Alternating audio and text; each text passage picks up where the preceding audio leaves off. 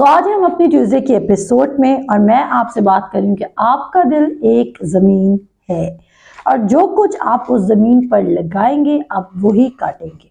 क्या आप अच्छे फ्रूट्स इस वक्त अपनी जिंदगी में खा रहे हैं? और अगर नहीं तो मेरे अजीजों, अपने सीड्स को चेक करना शुरू करें। अगर आपको ये टर्मिनोलॉजी समझ नहीं आ रही तो मैं आपको बताना चाहती हूँ कि जिस तरह आपको अगर टमाटर चाहिए तो आप टमाटर के बीज लगाएंगे, अगर आपको कोई एप्पल्स चाहिए, सेब चाहिए, सेब की लगाएंगे, मैंगोज चाहिए, आप मैंगोज की लगाएंगे। इसी तरह आपको खुदा के कलाम में से जो भी बरकत चाहिए, जो भी वादा चाहिए, आप उसके सीड्स अपने दिल में लगाना शुरू करें एंड उसका एफर्टलेस चेंज आप अपनी ज़िंदगी में देखेंगे। आपको मैं बताती चलूँ कि खुदा का कलाम रूह और ज़िंदगी, और खुदा क्लियरली अपने कलाम में बता चुका है कि बदन से कुछ फ़ायदा नहीं। तो आपको स्पिरिचुअली माइंडेड होना है और इसका मतलब ये है, वर्ड सिर्फ स्पिरिट है। वो कहते हैं मेरा कलाम रूह भी है और जिंदगी भी। खुदा का कलाम रूह और जिंदगी है और आपको स्पिरिचुअली माइंडेड होना है। प्रीवियस वीक के एपिसोड में मैंने आपको बताया था कि दो जगह पर लिखा हुआ है कि to be spiritually mindedness, spiritual mindedness is death, और फिर मैंने कहा था कि गुनाह की मजदूरी भी मौत है। जिस्मानी नीयत मौत है और गुनाह की मजदूरी भी मौत है।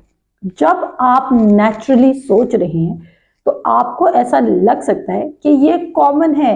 अगर मुल्क में काल पड़ रहा है तो हमने काल में रहना है, अगर मुल्क सफ़र कर रहा है तो हमने भी सफ़र करना है। जाएं और खुदा का कलाम पढ़े। पैदाइश की किताब में एक वाक़या लिखा है जहाँ पर इजहाक काल के सीजन में बीज बोता है और वो 100 गुना हार्वेस्ट को रिसीव करता है।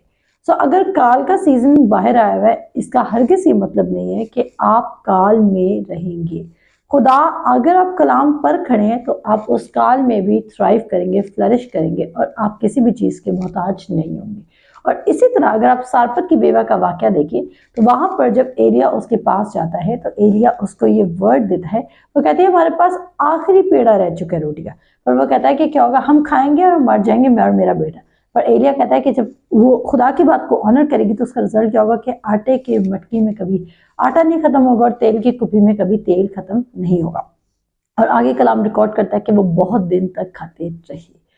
आपकी जिंदगी अगर खुदा के कलाम पर है तो आप बहुत दिन तक अपनी सारी जिंदगी खाते रहेंगे। आपकी थॉट लाइफ जो है वो प्रोड्यूस कर रही है आपकी रियल लाइफ को।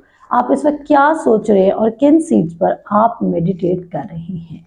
अगर आपकी ज़िंदगी में रॉटन फ्रूट्स लग रहे हैं, ख़राब फल लग रहे हैं, जो फल आपको जो स्मेल कर रहे हैं, आप अच्छा स्मेल नहीं करते। मैं डिओड्रेंट्स की बात नहीं कर रही, मैं फ्रेग्रेंस की बात नहीं करी, मैं परफ्यूम्स की बात नहीं करी, मैं स्पिरिचुअल फ्रेग्रेंस की बात करी। क्या आप स्मेल लाइक जीसस कर रहे हैं या आप एक कंप्लेन की स्मेल दे रहे हैं या आप एक बिटरनेस की स्मेल दे रहे हैं, अनफॉरगिवनेस की स्मेल दे रहे हैं? If you are smelling like this तो आपको अपने सीड्स को चेक करने की जरूरत है। क्या आपने राइट सीड्स अपने दिल में प्लांट किए? कलाम इनकरप्टेबल है। मैं ये प्रीवियस 2 वीक्स में जितनी बातों को मैं रिकैप दे रही हूँ, मैं प्रीवियस 2 वीक्स में ये बातें सारी कवर कर चुकी हूँ कि कलाम इनकरप्टेबल है। एक इनकरप्टेबल चीज करप्ट चीज प्रोड्यूस नहीं कर सकती। इनकरप्टेबल का मतलब है कि वो खराब नहीं है, वो आपको कभी धोखा नहीं देगा, आपको कभी डिसीव नहीं करेगा, आपको आपकी जिंदगी में कभी डेथ को सो नहीं करेगा।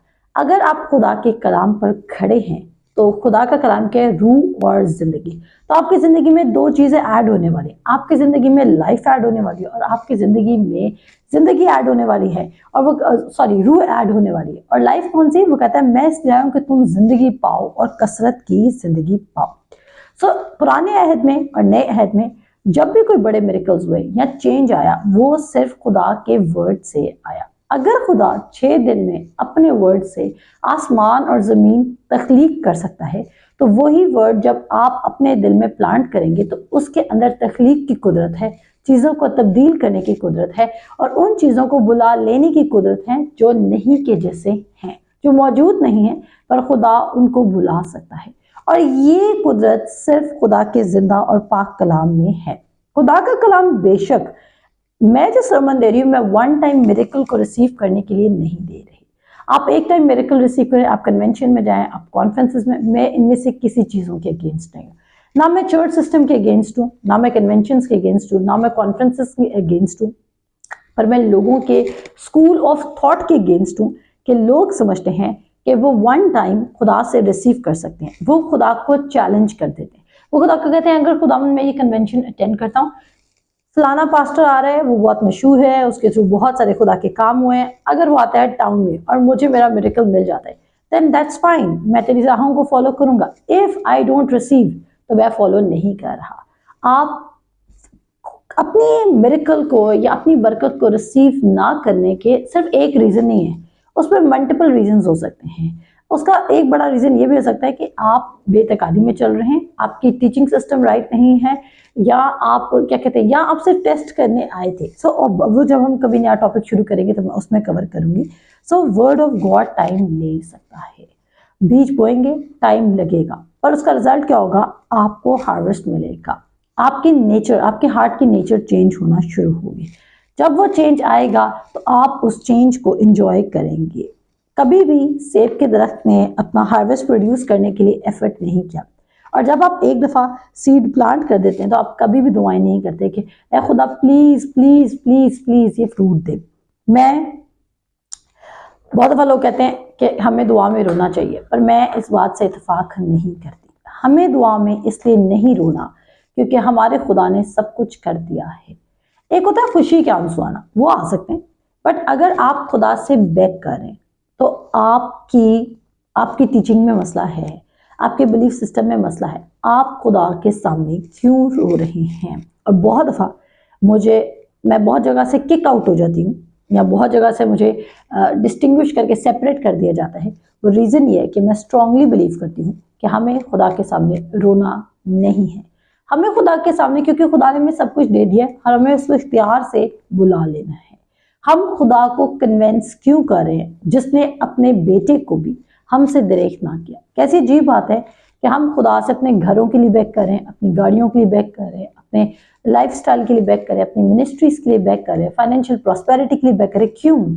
अगर उसने आपसे, पौलुस रसूल अपने खत में लिखते हैं कि अगर उसने हमसे बेटा दरेख ना किया तो वो क्यों हमसे कोई अच्छी चीज दरेख करेगा? ये एक फैक्ट है। अगर मेरे लिए कोई अपने बेटे को कुर्बान कर दे तो मैं कहूंगी कि उसकी मोहब्बत पर मुझे कोई डाउट नहीं है। उसने मेरे लिए सब चीजें अच्छी रखी हुई हैं, जो चीजें मेरी भलाई की हैं, जिंदगी गुजारने के लिए दीनदारी की हैं, उसने मुझे अनायत कर दी हैं। खुदा ने आपको जितनी चीजें जिंदगी गुजारने के लिए, दीनदारी के लिए चाहिए, आपको अनायत कर दी है। सो आपने खुदा के सामने बेग नहीं करना, बल्कि आप खुदा से ये पूछ सकते हैं कि खुदा हमारी रूहानी आंखें खोल और हमें बता कि हम तुझसे कैसे रिसीव कर सकते हैं। और जो पैटर्न रिसीव करने का मैं आपको समझा रही हूँ, खुदा इस तमसील के बारे में कहते हैं कि अगर तुम ये तमसील ना समझे तो बाकी तमसीलें कैसे समझोगे? कौन सी तमसील है? और वो तमसील ये है कि पहली ज़मीन, दूसरी ज़मीन, तीसरी ज़मीन, चौथी ज़मीन, और फिर चौथी तरह की ज़मीन क्या लाती है? फल लेकर आती है। पर टाइम जो है वो आपका फ्रेंड बन सकता है, वो आपको ब्लेस कर सकता है। उस टाइम में आप खुदा की शुक्रगुजारी कर सकते हैं। आपने अपने टाइम को रिडीम करना है। जब आप अपनी हीलिंग मैनिफेस्टेशन के लिए वेट करें, जब आप अपने मिरेकल की मैनिफेस्टेशन के लिए वेट करें, जब आप अपने फाइनेंशियल प्रॉस्पेरिटी के लिए वेट कर रहे हैं, उस टाइम को आप रिडीम कर सकते हैं। रिडीम आप कैसे कर सकते हैं? आप किसी को ब्लेस करके अपने टाइम को रिडीम कर सकते हैं। आप किसी के लिए प्रेयर करके उस टाइम को रिडीम कर सकते हैं। आप खुद शुक्रगुजारी करके उस टाइम को रिडीम कर सकते हैं। आप जॉय ऑफ द लॉर्ड में मूव करके उस टाइम को रिडीम कर सकते हैं। आप वेटिंग टाइम कभी भी वेस्टिंग टाइम नहीं होता। आपको मेरी बात समझ आ रही है? जो वेट करें वो बिल्कुल आपका टाइम वेस्ट नहीं हो रहा। आप फल को रिसीव करेंगे, क्योंकि अगर कलाम कह रहा है कि कलाम आपसे आप फल बना लेगा, जमीन आपसे आप फल देती है, पहले पत्ती, फिर बाले, और फिर बालों में तैयार शुदा दाने। तो मरकज की इंजील उसका 4 बाब उसके 26, 27, 28, 29 आयत पढ़े तो वहां पर सीड पर जिम्मेदारी नहीं डाली जा रही, बल्कि जमीन पर डाली जा रही है। और वो कहता है कि जमीन आपसे आप फल लाती है। आपने जो ग्रोथ की जिम्मेदारी है वो सीड पर नहीं डाली, क्योंकि खुदा का कलाम क्या है? Incorruptible seed. वो सीड जरूर लाजमी फल लेकर आएगा। सो खुदा यीशु मसीह ने एक हम फर्स्ट एपिसोड में, मेरे ख्याल से, या सेकंड वीक की मैंने फर्स्ट एपिसोड में बात की थी कि खुदा यीशु मसीह ने उनको बोला आओ पार चले। और जब वो पार जाते हैं तो वहां पर तूफान आ जाता है।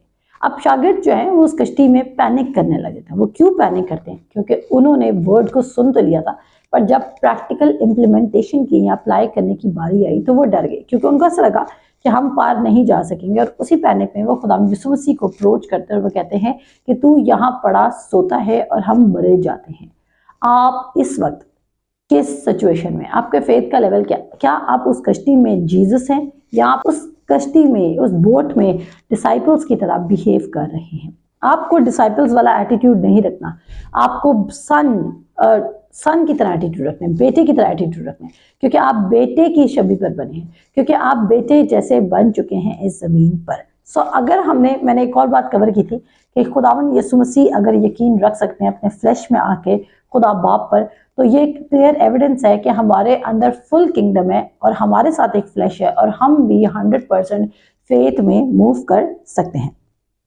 आपने क्या करना है? आपने वर्ड को प्रॉस्पर कर, अपनी जिंदगी में प्रॉस्पर होने का टाइम देना होगा। और जब आप वर्ड को अपनी जिंदगी में प्रॉस्पर होने का टाइम देंगे तो वर्ड क्या प्रोड्यूस करेगा? वर्ड हार्वेस्ट प्रोड्यूस करेगा। फिर मैं लेके गई थी आपको लैंड्स पे। उसमें जब हमने पहली तरह का लैंड कवर किया था तो उसमें मैंने आपको बताया था कि पहली तरह का जो लैंड है उसको कलाम की अंडरस्टैंडिंग नहीं मिलती, उसको कलाम समझ नहीं आता।